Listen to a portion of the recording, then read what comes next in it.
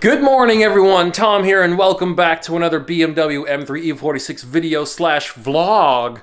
Today we're doing a tour of the car, you know, in its stock condition, talking about some neat facts I know, some of the features and the options that are on the car, and just give you guys a little bit of information. This is not going to be a super long video today. We're also going to take it out for a little drive, do a couple errands. We're going to take these boots to Kohl's because they're from Amazon and you can return things to Kohl's apparently. You can return things to Amazon through Kohl's. I'm sorry. They have like a desk, basically, you can take it to. Also going to grab some food and just enjoy driving the car. It is also 36 degrees where I am currently, so that's, it's actually colder earlier. It was like 24. So it's warmed up. It's basically summer, 36 degrees. That's great.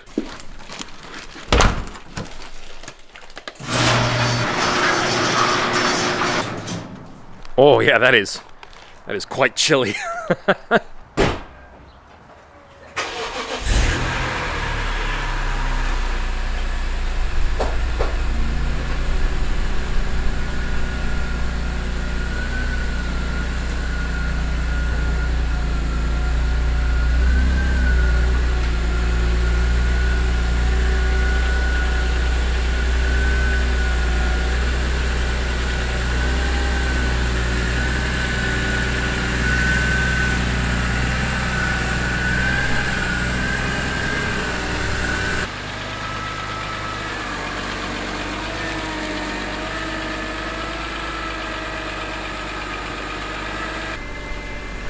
Okay, so one of the first things I thought I'd show you guys, let's just hop right in, is that a viewer pointed this out. He messaged me and said, hey, I noticed you have 4 switches for window controls. So what are those, what do the switches control? Well, obviously, you know, this controls, that controls the driver's side window, and then this controls the front passenger. And that brings that down. So what are these things for? Well, these are for, I'm like flipping you guys off. These things are for these windows here. And that one there. So basically, we'll start with the one on the right. If I do this, it opens it up so that anyone in the back gets like some airflow and some fresh air.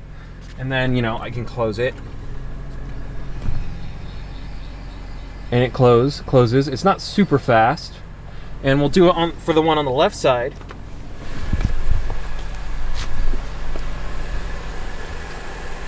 See? So I think that's pretty cool. So let's make sure everything is open so you can see what it looks like from the outside. Take the key out.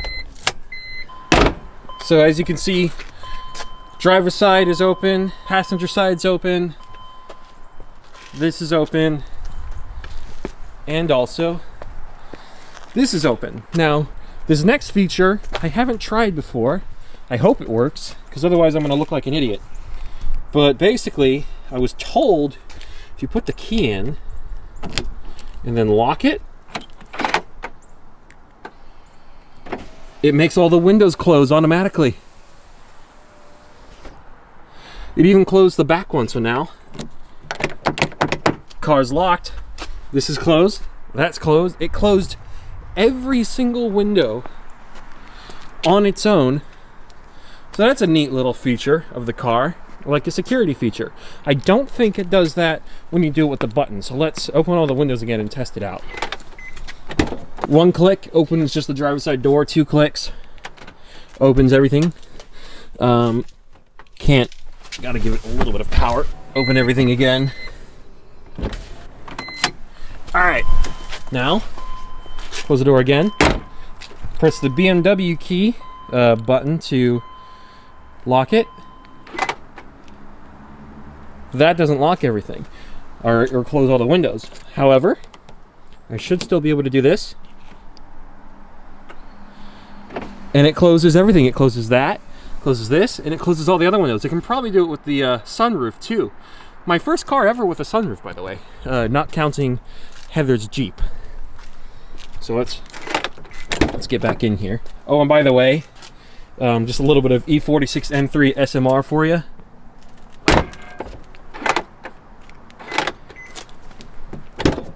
It's a good noise. And that also brings us to the next thing. It's a good segue. We can enjoy some trunk opening noise, because I want to talk to you about Bluetooth and this car, just briefly. I think that worked. No, I haven't quite. There we go. Ignore all the crap in here. Plenty of trunk space. Not as much as the Subaru, but pretty close. Back seats can't get folded down, so obviously that's a downside. Ignore the underbody panels. That's for another video. A little bit of an unfortunate topic to talk about there. We've got a new radio head unit here that we'll talk about in another episode when we can figure out someone that's willing to install that. It's an Eonon head unit. It looks practically OEM, and it solves the Bluetooth issue, which we can talk about here. So with these older BMWs, the CD changer is back here, see? And underneath all this carpet stuff, I can show you a picture, I did this myself, is the Bluetooth module. All right, so this car technically has Bluetooth and a little lip wing, which actually in person looks really nice. And normally what you would do, the car's already unlocked, is in cars before the 2005 model year, because I took this out for the 2005 and 2006 cars, normally there's like a button that's supposed to be here that you press that activates the pairing mode so that you can pair your phone to the car for Bluetooth. This car doesn't have that. I think there's some kind of wiring back here that you could potentially get to if you remove this piece. There's a video about it. I don't know if that's possible in this car though, because I took this off and I couldn't find the wire, so I just put it back on and ordered a head unit, because that new head unit has more features anyways, and we could even put a backup camera on here. But another cool thing, actually, we'll start this real quick. Put it in reverse. It does have a reverse like alert beeping sensor. It doesn't have a backup camera, but it does have parking sensors. Well, they don't go off when the door isn't closed properly. That's my fault. See? And the mirrors angle themselves down so that I can see, you can see the parking line there. And this mirror will stay the same. But it's actually easier.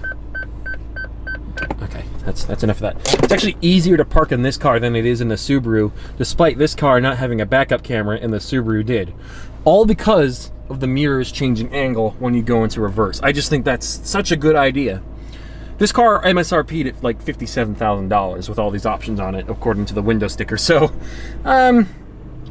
you'd expect some quality. Road noise, by the way, in this car is not a problem. In the Subaru, when you got up to 70 miles an hour, you know, you could hear the wind, you could hear debris, you could hear everything. You could hear the beating of butterfly wings, given how little insulation there was in that car.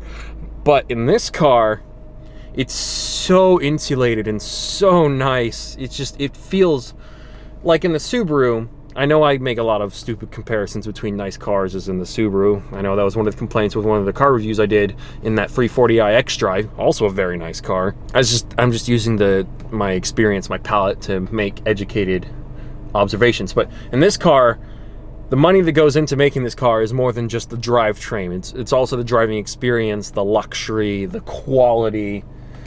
First car with leather seats as well. And obviously, as you can see, very desirable interior. And we'll talk more about the interior, but we've also got the stitching. I mean, look at how good this steering wheel looks. The good condition it's in. I was very lucky to get this car. As you can see, it's at 74,000 miles now. I got it back in December of 2020 at about 73,000 miles, and this car is a fantastic example. Like I said, unfortunately, this car, I haven't been able to play my music in it, so I've been listening to the radio, which is something I never do, because I don't like listening to radios, because it's always talk shows and ads and other things like that. I like to listen to my own music, because then I can pick and choose exactly what I want to listen to, and there's no commercials in between. But listening to music in this car, when you get to a song that you like, just driving this car, the engine in this car, it's so good. We'll talk more about the engine in just a second, but we will be solving that Bluetooth issue. There's also kits out there that you can maybe do so that you can keep the stock head unit in there, but I decided to just get a new one because why not? I did try to get Bluetooth to work, but there's no buttons in here. Normally, you'd press a button down here, like I said, that kind of looks like this button, I think, but obviously this doesn't do anything. It's just a voice command button, which I don't like voice commands in old or new cars, so no thank you. But you know, if you want to try to get it to work in this car, if it's pre-2005, you can get to the Bluetooth module on the back under all the coverings, and it'll have a Bluetooth code on there in like a little sticker. I recommend taking that off and putting it in like your manual or something, so it's just easier to access, and also writing it down like I did. So I didn't take the sticker off, because I just wrote it down on my phone. My code was 0763, but I have no way to activate the Bluetooth, so that's why we got the new head unit. Another cool thing about the interior, since the car is running, is that, and you guys probably already know about this, see those lights on the tack? These lights here, these lights will go away as the car warms up, or if I rev it a little bit, that'll put some heat into the engine, speed up the process. See, the light ticked up. So we're not gonna rev it too hard right now, but that's a really cool feature. It helps you take better care of your car. Speaking of which, less than half a tank of gas. We could get gas today. And while we're not moving, since we're in an SMG car, you know, this transmission is very controversial. It's not a 6-speed manual, but it is the same Getrag gearbox. I believe, if I remember correctly, it is a Getrag 420G, same as in the 6-speed, but obviously in the 6-speed you shift it with an actual just 6-speed manual. This is also a Getrag 420G, but it's shifted using like electronic hydraulic technology, basically. And so you can shift with the paddles, or you can shift with this thing. So if I, kind of like a normal sequential, almost similar to a Hollinger, which I think is kind of fun, though the gear stick doesn't reach up to here. If you push forward, it's a downshift, and if you pull back, it's an upshift. So pushing forward goes back to first, pulling back goes into second, and obviously that's really cool when the car is in motion. It won't let me go into third because obviously the car is not going fast enough for that. You'll see this. Normally there's like an SMG logo here. There's a little bit of bubbling, so this isn't pristine, but I don't really care. I actually don't think the SMG logo looks very good here, so I think this looks actually cleaner despite the little bits of bubbling. This adjusts the aggressiveness of the shifts, basically how fast they shift in. And so if you look here, if the camera will focus, you can see this kind of shape here with the graph. See that changing? I'm changing that by pressing this. Push it all the way to the right, it goes into 5, and that's the highest aggressiveness setting. Go down here and it goes into the slowest. So I like to keep it at 3 just to kind of prolong the life of my transmission, or more specifically the SMG components. Put it back in the neutral. Another thing is, this car doesn't behave like a normal automatic car. So when you take your foot off the brake and you're in drive, it's still gonna act like it's in neutral, and you're just gonna start rolling if you're not careful. So be aware of that if you have one of these cars or think about getting one of these cars and you have to start on a hill. So you might need to use the parking brake if you're starting on a hill, but unless if you're good with heel and toe, you know, you can do that too. I just like to use the parking brake just in case my foot slips. You know, this is a nice car. I like to be as careful as possible. You've got the mileage on there, the miles for the trip. You've got the outside temperature, all very cool. You've got this here that tells you what doors are open, or just when a door is open. No, it tells you the specific door, I forgot. So that's cool. Close that. We've got Harman Kardon stereo. Don't think I need to upgrade that. The air conditioning, which is now already warm, didn't take long at all. This is one of the fastest working air conditionings I think I've ever had in any car ever. So I love this. It's great for when I'm commuting to work. By the way, I need to start doing commute episodes in this car. Anyways, back to the transmission. I forgot. So, you know, what people will talk about D3, D4, S4, S5, S6.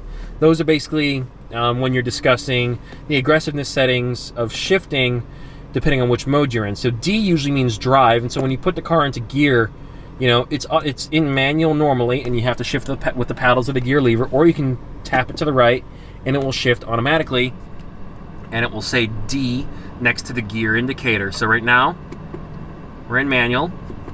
That D pops up, and now we're in automatic. And so right now, as you can see, the graph is at 3 for the shift aggressiveness. So technically, I'm in D3, which feels fine, in my opinion, for when I'm driving in automatic mode, if I ever feel like it. And then when I go into manual, you know, that stays the same. I can bring it up. But some of you may have heard of S6, and basically S6 is when you turn dynamic stability control off, which is traction control. Turn that off. Little warning light pops up that says you're about to die. And you turn sport mode on. And if you're doing that in motion, the car will do like a little jolt to let you know as things get changed and adjusted. It's basically like switching tunes. And then you have a little extra square. You see that? We were at 5 before. Now I can press the button and we can go into shift aggressiveness 6. And that's the fastest shift mode, faster than any human can possibly shift physically in a normal 6-speed manual car. And that allows this car, with launch control, to shift so quickly and faster than a 6-speed manual if you're doing stock versus stock cars, which is cool. But I'm not going to do that because I don't want to break anything. So we're going to turn sport mode off and DSC back on. Another thing you'll notice, if I just zoom out a little bit, you can see this. This looks ancient. For those of you that have been alive for more than 20 years will recognize this as an old iPod plug or iPhone plug. I think an iPhone would be compatible with this, but an old iPod plug. So if I had like an old iPod Nano, I could probably plug that into this, but I don't. I think my mom has one. So I could play music through that, but you know, we're just gonna replace all of this. It'll look nice and factory. We've got a cigarette lighter here. It also came with this thing that actually was originally in the cigarette lighter. So that's how it normally looks. I took it out so I could plug in my Garmin GPS, and I just keep that there. And so, but you can also close this compartment so it looks more clean. But I normally have the Garmin right there. So that's cool. I've also got the hazard and the door lock. Both of these buttons don't work, so that's going to have to be diagnosed, which is annoying. We've also got heated seats for both the driver and the passenger in the front, and both seats are electrically controlled, no manual controls. I think you can even save your seat positions, so that's fantastic. And another cool thing, an important thing for me at least, I don't know about you guys, you can fit a child seat in the back and it's perfectly fine. You do have to move yourself forward if you're large like me. I do feel quite tall in this car. Again, sunroof, pointed that out before. Can let in some of that 37-degree air, you know, because this heat works very fast, so that kind of negates it, and it also helps you hear the car, which is also very cool. Now, I think we're gonna go for a little bit of a drive. We're gonna do the first errand on our list. I have a mask, good. COVID-19, we're still in the middle of a pandemic. But as you can see, the car is mostly warmed up, so we're gonna, oh, now it's fully warmed up. You see that? That just ticked down. And we're gonna take the car to Kohl's to deliver the boots that my wife doesn't like, and then we'll talk about some more features with this and a couple other things with the car. All right, so we're at the Kohl's, not sponsored. Hello, officer. Let me just show you some of the features, not all of them, of this kind of head unit sat-nav factory, by the way, which is, I think, very impressive and cool. So we've got the onboard computer, I think.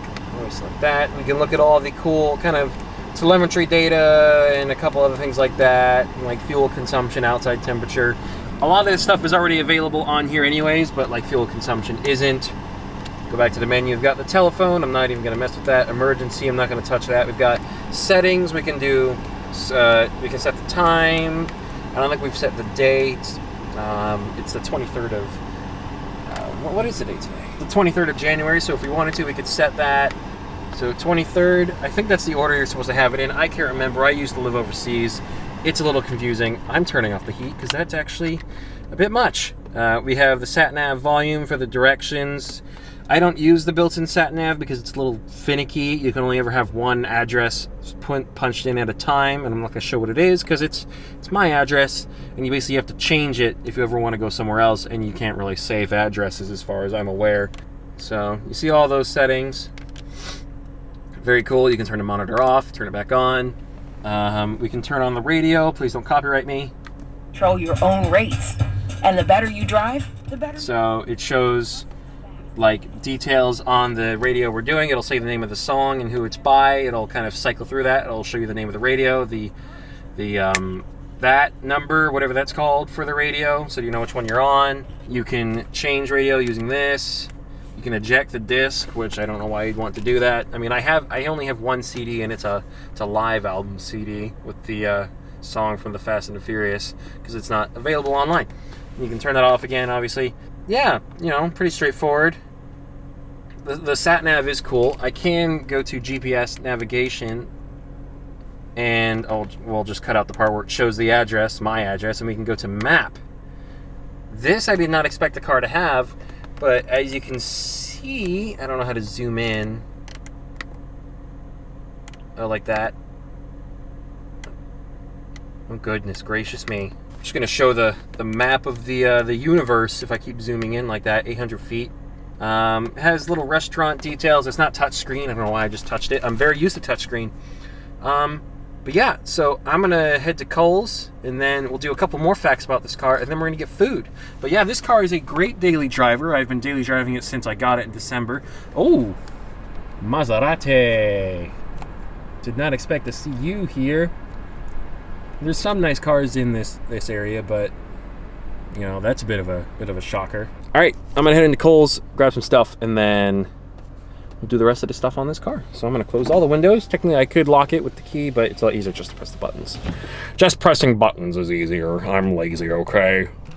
Oh, I just noticed this. Trim's coming loose.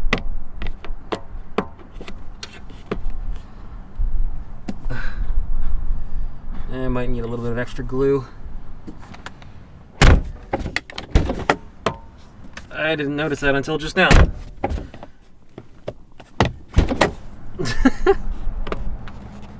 Yeah, it needs some glue or something. Oh well. That's pretty chilly. I can probably get everyone at BMW West St. Louis to help us out with that. That's where we're going to be going for a lot of the OEM stuff. Don't know if they'll be able to install the CSL stuff though, like the not the intake. We're going to be going with a race car part for that. We'll talk more about that in a future video. But maybe they can install the headers. I don't know. That might involve taking the engine out, and we still got to work with. There's an extra lambda probe or an O2 sensor that we're going to need. I think it's a post-cat sensor, because I think the CSL has one more sensor than stock. So yeah, I'm saying I think because I can't remember off the top of my head. Okay, now on to the really cool stuff, which means we are going to have to get back outside of the car. Which is going to be cold. I have no idea why that's popping out. Not sure. Most likely a little bit of glue will solve that. Alright, so now we are outside of the car. It looks really good. The sun's rays are bouncing off of it. It is a work of art. Iconic looking car. Alright, so let's talk about a couple things on the outside, and then I think that's basically it. So first, you're going to see we've got the OEM BBS designed 18-inch rims, or wheels, however you want to call it. Technically the rim is the face, and then the wheel is the metal part that the rim is attached to. And then we've got the tire. Wheel also just means all of that. We've got Michelin Pilot Super Sports on this thing. We got, it's 255 on the rear, and then I believe, yep, we got 225 on the front. And now an interesting thing you should know about the tires that you can get with these cars is that when the CSL came out, you could get tires called Michelin Cups, which are basically slicks. If you've ever seen that Top Gear video of Jeremy Clarkson driving the CSL, you know, those are the tires on the car. They're basically barely road legal slicks. And you can put them on these wheels. I've seen them put on E92 M3s. If you want to make your car extra sticky, grippy, you know, those tires were designed for this car, so that'd be cool. I'm not going to do that though, because it's if it's slightly wet or cold or anything like that, it's a bad idea to have those tires. But like I said before, this car is completely stock. Stock suspension, stock brakes, stock wheels, stock ride height and fitment. I know it's a little tucked under the fender, which is, I think, acceptable. It's a lot better than the WRX's stock stance. This is stock. This car sits so nice stock. It's just unfair how beautiful this car looks out of the box. Let's quickly look at the engine. I'm sure you all like looking at my very clean engine bay. I mean, I think it's fairly clean. It's a little dirty. All right.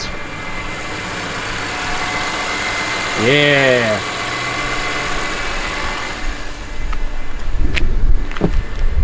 Ugh. We're just turning it off for now.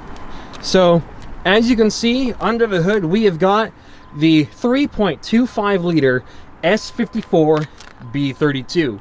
333 brake horsepower in the US, and I believe 338 in Europe. And then if you've got the CSL with the extra camshafts and the carbon intake, you've got 355 brake horsepower, or 360. I don't know how truthful the advertised numbers are from BMW. The block is cast iron, aluminum head. For those of you that are older, 3,246 cubic centimeters. I think it's like, was it like 196 or 197 cubic inches for the size of this engine?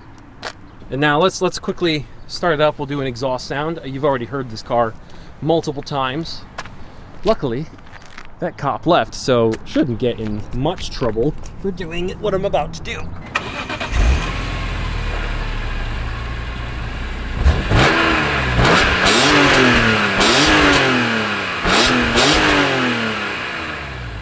Now, to you enthusiasts who are astute listeners, you'll notice a couple things. For one, I've talked about this before. If you're just sitting standstill in neutral, it won't go past 6,000 RPM, free revving. And you can also hear that rasp. So a couple cool facts. I've talked about the exhaust system in the E46 before in a Car Topics Explained video. It's basically a four section exhaust, to simplify it. We've got the headers up here. A little further back, we've got section 1, then section 2, and then we've got the mufflers, the dual setup right here. Very awesome exhaust system. So on the US domestic market E46 M3, you got the two cats, the 123 and 456. Both of those have catalytic converters. One of them is a little bit harder to reach because you basically have to take the engine out to reach it, I believe. I could be wrong. Not a mechanic, so I don't have to be 100% correct. But then in section 1 of the US spec, you've got just a resonator in one of the pipes. And because of that whole setup, there's a lot of extra rasp compared to the Euro cars and even the CSL. Though the CSL is pretty raspy too. Then you've got section 2, which just has a muffler. Can't show that. And then we've got the actual, you know, the rest of the exhaust, the muffler here.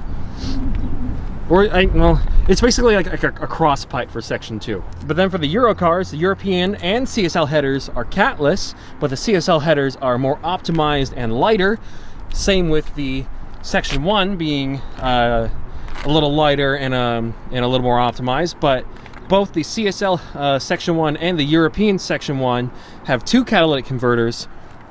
Then the X-Pipe, you know, kind of same story. It's pretty similar to US market.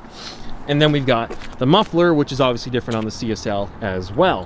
What you can do is you can replace the section 1 with like a rasp pipe with two resonators. The really popular one is the Rogue Engineering one. There are others out there. Rogue Engineering would probably be the one I'd go with. And then I'd get some cool catless headers. I'm trying to put CSL headers on this car with excuse me, I'm trying to put CSL headers on this car because I can, and a CSL section 1 because I can, but we need to figure out the wiring. But for when we want to straight pipe the car and shoot flames out the back and do loud, you know, loud pops and bangs, we can just put a straight pipe or a rasp pipe in there, and it'll sound great with the carbon air box. But we've already spoken about that. A couple other cool stats you should know as we close the hood and hide the heart of the beast. The car is a fantastic daily, you know, in start-stop traffic. It is not like a chore to drive, thanks to the SMG, you know, one of the main benefits of it. The car also has a 5.1 to 5.2 second 0 to 60. I'm thinking about maybe changing the diff so that it's geared more towards acceleration, because I don't spend a whole lot of time going for top speed runs. So I think that'd be good, because then we can get a sub 5 second 0 to 60, which would be cool. And speaking of top speed, the top speed of these cars is 155 miles per hour, electronically limited. I believe without the limiter, these things will go past 170, but not quite 180. You can argue about that in the comments. I'm not 100% sure, and I'm not going to try and find out with this car. But yeah, this car's gorgeous. I'm going to now go and get some food, otherwise my wife might divorce me. Then I'll close out the video. Okay, so that is, let's call it part 1, because we might come back and revisit this tour as we learn more cool things about the car. You know, you guys might have some cool facts or ideas down in the comments about other things that I should showcase with this wonderful, wonderful machine. I hope I've done a good job without spending too much time talking about this car in this video. Obviously, I'm sure you guys don't mind. I'm trying to not make all of my M3 videos 20-30 minutes long, so. But yeah, that's part 1 of the kind of sort of technical tour of the E46 M3. Next time, I don't know what we're going to do next time. We might talk about parts we're going to order, or we might talk about what goes into taking care of one of these things and dailying it, because right now I'm having to daily this thing. So yeah, stay tuned. I upload an E46 M3 video every Sunday. Starting in February, though, I am going to start posting other videos too, because I've just been doing, you know, one M3 video only a week for the whole of January, and views dropped, earnings dropped. I learned my lesson, so I'm going to upload more than just one video a week now. So instead of uploading the Need for Speed videos in June or July, we're going to post them in February. So you can look out for that. So anyways, thank you all so much for watching, and I'll see you all next time. Take it easy, everyone. Bye-bye.